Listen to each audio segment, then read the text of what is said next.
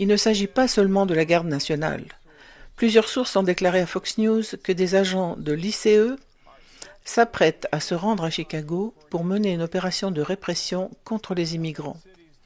Alors, les dirigeants démocrates de la ville devraient s'y opposer, mais de nombreux habitants, comme notre prochain invité, affirment que cette opération était attendue depuis longtemps. Sean Tunsell se joindra à nous dans un instant pour nous parler du sentiment des habitants de Chicago à ce sujet.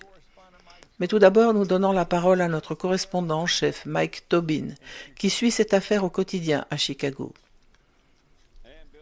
Bonjour Bill, nous savons que certains agents fédéraux se trouvent à la base navale des Grands Lacs, au nord de Chicago, et que les sénateurs de l'Illinois Tammy Duckworth et Dick Durbin demandent au secrétaire à la Marine de leur fournir des informations sur l'utilisation qui sera faite de cette base.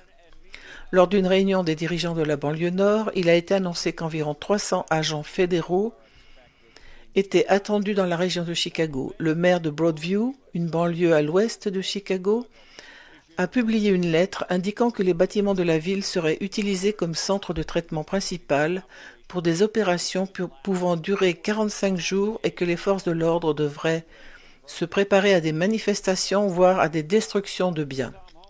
Tom Homan, responsable des frontières sous la présidence de Donald Trump, affirme que les politiques de sanctuaire mises en place par le maire de Chicago, Brandon Johnson, et le gouverneur de l'Illinois, J.B. Pritzker, les ont contraints à se concentrer sur des endroits comme Chicago.